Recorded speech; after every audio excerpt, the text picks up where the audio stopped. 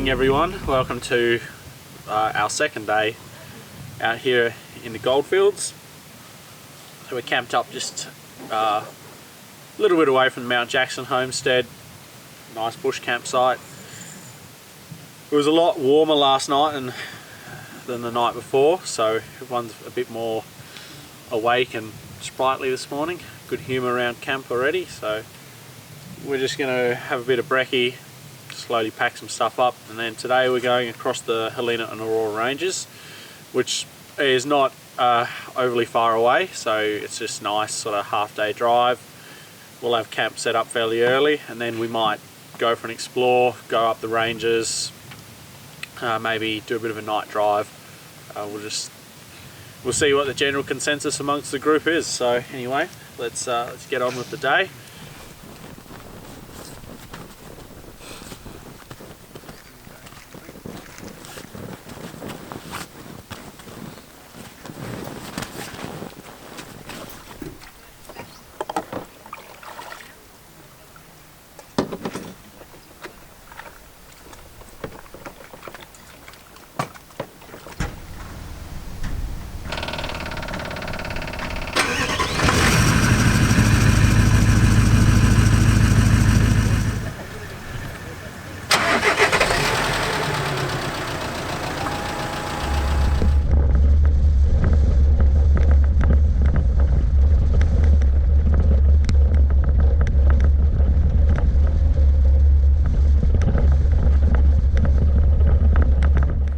Just outside the old Mount Jackson homestead is the cemetery. There's 5 graves in the cemetery, 3 of them are unknown and 2 of them are known. Now have a look at the headstones that are here, and keep in mind these would have been handmade in Perth and then transported out here. That is a massive undertaking by their families in the early 1900s, and it shows the respect they had for the loved ones that they'd lost.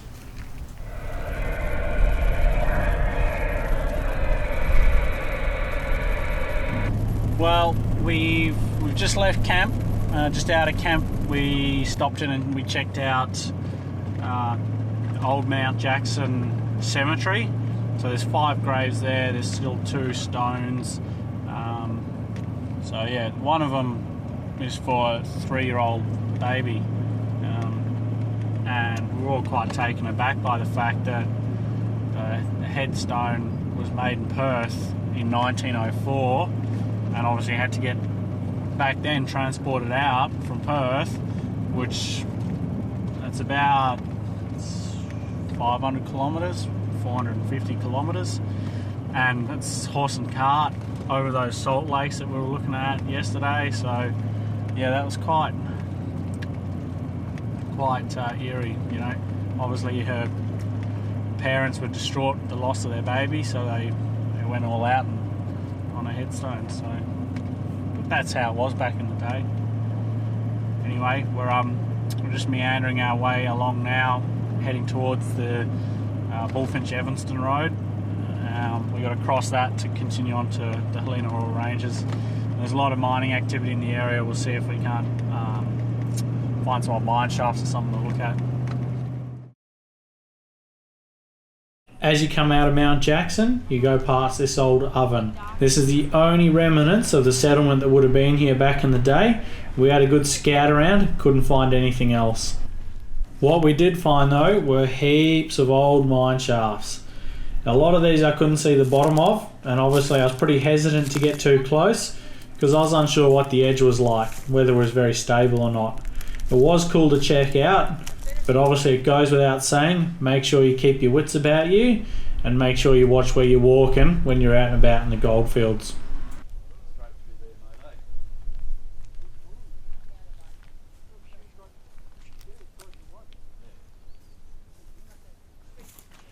There's so much old mining activity throughout all of the woodlands here in the Goldfields, it's just insane. So when you're walking around exploring, make sure you've got good sturdy footwear on and make sure you're watching where you're walking. Don't walk backwards, don't run around. So make sure you step on solid objects. You don't want to trip and roll and fall down a mine shaft. But yeah, it's just crazy out here.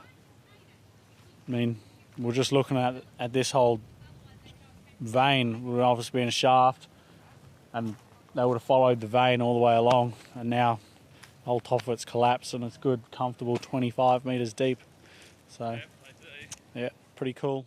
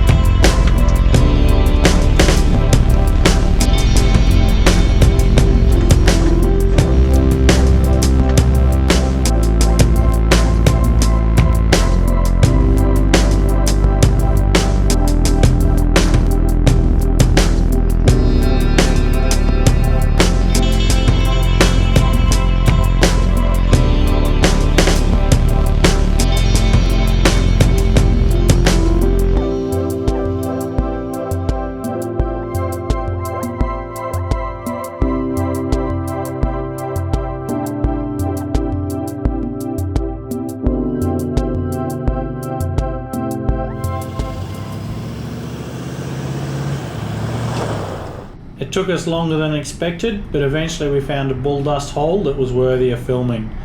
If this is what they're like in winter, I would hate to see what they're like in summer. I reckon there would be probably 4 or 5 times as many bull dust holes this size.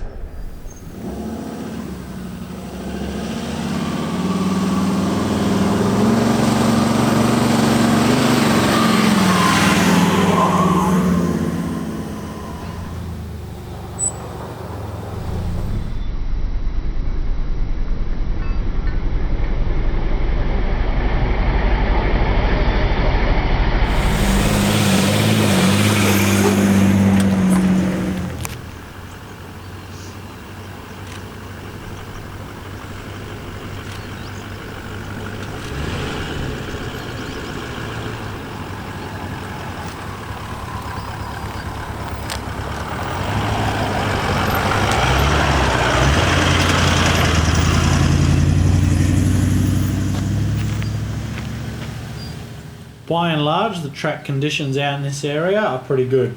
There is the odd washaway, like we're going through now, but it's nothing that a stock vehicle can't handle.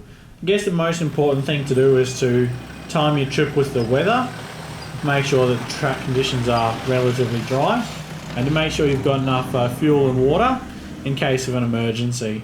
Beyond that, it should be a pretty good trip.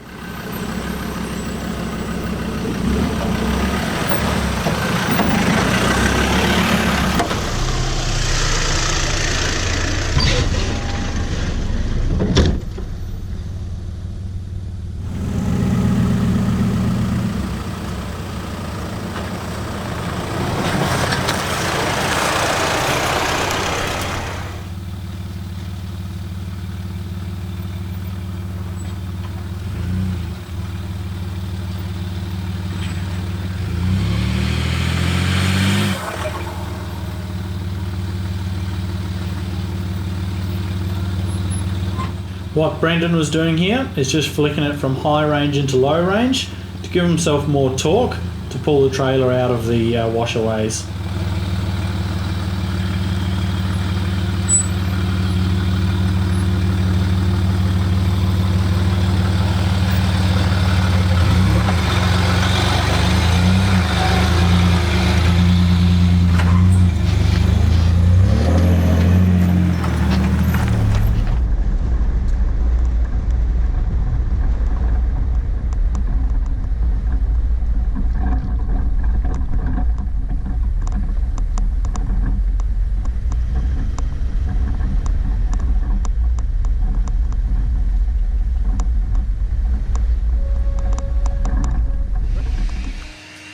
We've arrived now at Helena and Aurora Ranges, the camping area. There's a couple people camped over that side, so we just come to the other side of the road, put a bit of a gap, found a nice big clearing, gonna set up camp here. It's 1:30, so we're just gonna set the swags up. Mill's just gonna unhitch the trailer. We'll have a bite to eat for lunch, and then this afternoon we're gonna drive up the ranges and go and see what the view's like, see what the four drive track's like, come back, relax, get the fire going, have a nice relaxed afternoon. Anyway, that's the plan.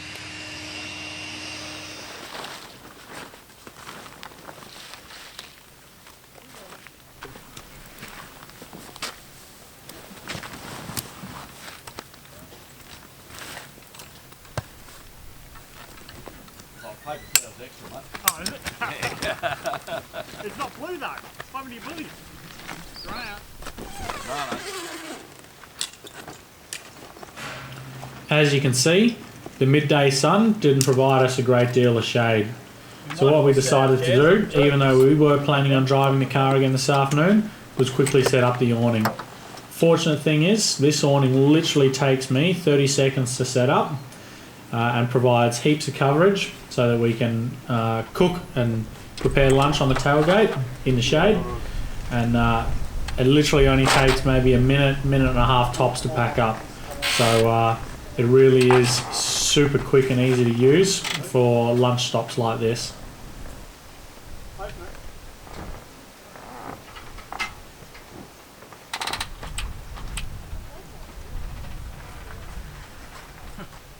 Shades over that side. Well, on the menu for lunch today was leftover stew. That was leftovers from last night. And myself, I was going to have 2-minute noodles. Nice and simple.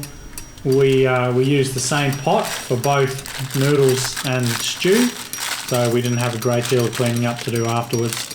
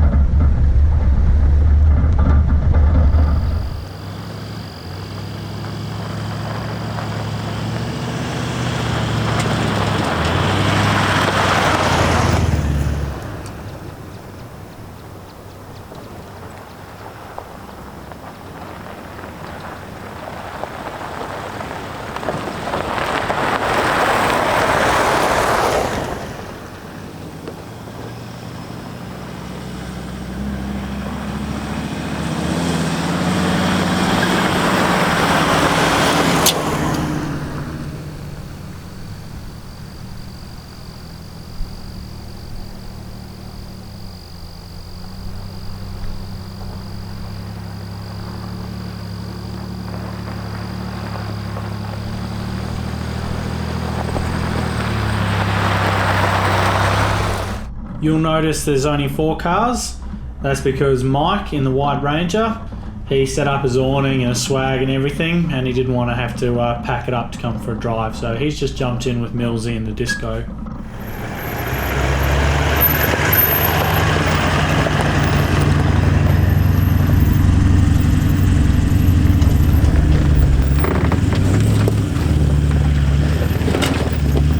This is one of those times where after driving just plain old, I guess, boring tracks for the last couple of days, we found a little bit of a off-camber section that we have a little play on. Due to the low ground clearance on the Amarok, Mum and Dad elected to obviously take the chicken track or the safe line and avoid doing any damage to the car, whilst the other 3 of us, with a bit more clearance and bigger tyres, went up the washout through the off-cambered section.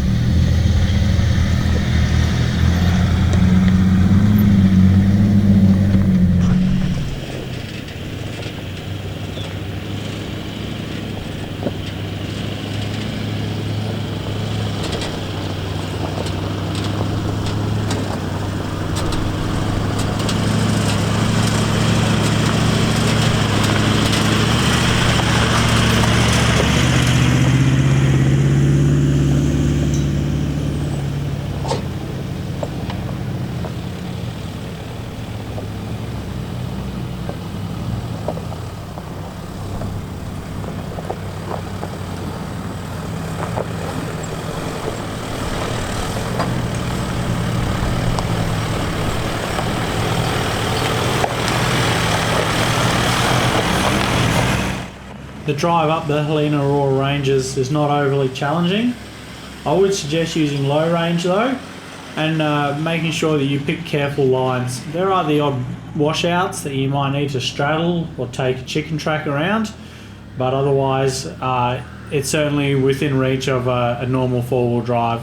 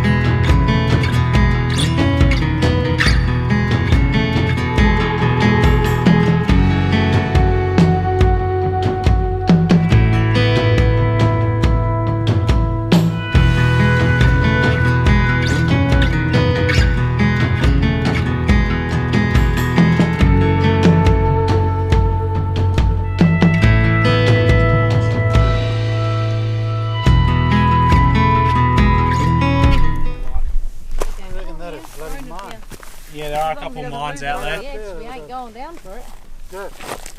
Yeah, so that might be Mount Dimer. It's on my HEMA. Or it's on the HEMA. Jeez, man. I see what you mean about Is that the close? trees. woodland, yeah. It's just unbelievable. There's rocks just underneath it. I saw plenty of the rocks that big that sheared off in half. Mainly because I don't have a lot of balance, so for me I might I'd sway and then. Yeah. And because Well, I'm standing at the top of the Helena Aurora Ranges, and that's the Greater Western Woodlands. So the Helena Aurora Ranges is the highest point out here, at least in this area of it. You've got Peak Charles and a few other places further south towards Esperance that are also quite tall. But yeah, we're standing on the major feature out here, and as you can see, just as far as the eye can see, it's just woodlands. You feel very remote out here, like very remote, because yeah, if you were to injure yourself or damage a vehicle, it's hours or days from help. But it's awesome. It's what we live for. That's why we're out here. This is fun. On a little side note, the Helena Aurora Ranges are a banded iron ore formation, which means they're really rich in iron ore. And you can see that in the black and brown bandings and in the colour of the rocks. Up until about 12 months ago, there was a proposal out that the ranges actually be mined for their iron ore. I'm very pleased to announce though that the Environment Minister rejected that proposal, and the ranges are now protected for everyone to travel and enjoy.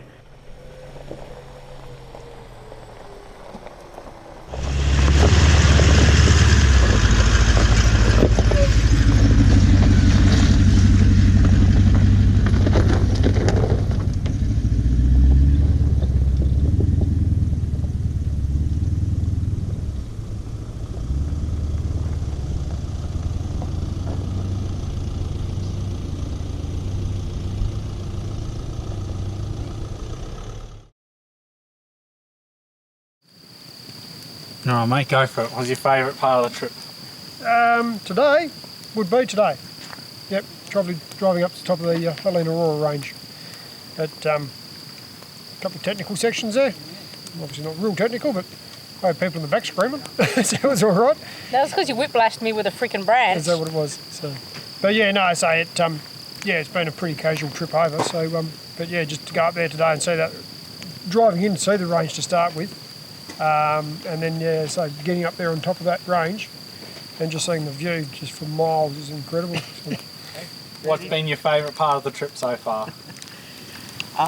My favourite part of the trip is just feeling like you're a million miles away from any other person.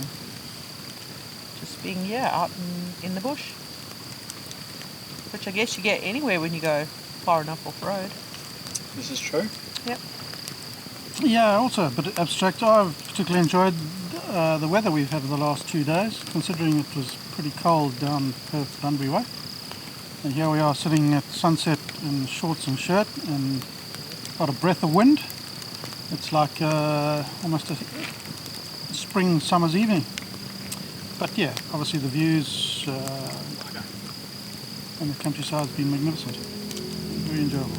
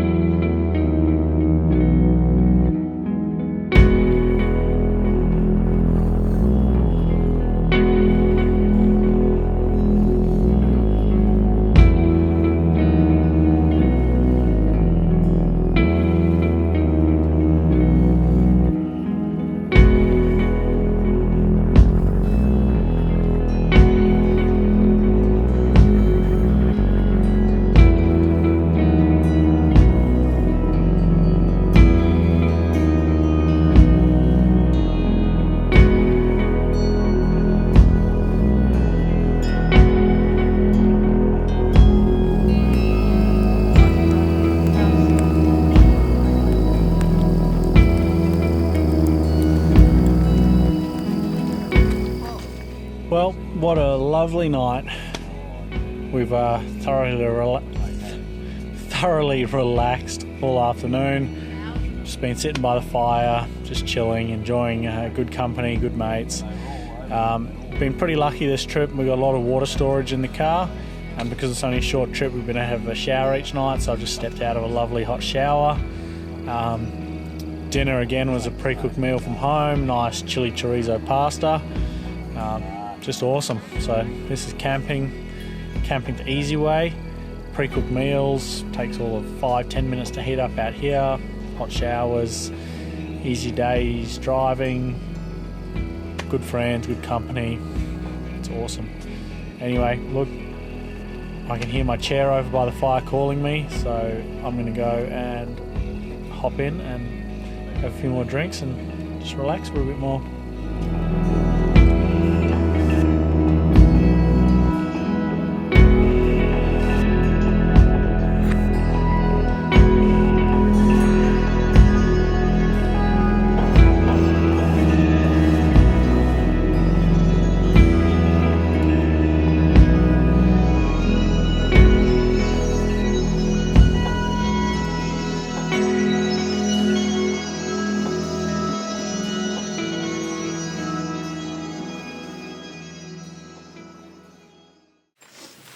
Good morning everyone, welcome to, well, it's the last day of our trip through the Goldfields here. We had to get up early this morning, 6:30, just to allow us enough time to pack up and get back into civilization before it's too late today. So we still got a fair bit of time ahead of us, a lot of driving to do. But benefit of waking up early this morning and a benefit of the storm coming in this afternoon is we just had a beautiful sunrise. It was just pink and orange and awesome. It was stunning. So I managed to get some cool photos and throw the drone up, and we'll see how they turn out. But better stop mucking about and get some stuff squared away. We don't want to be the ones that hold everyone up.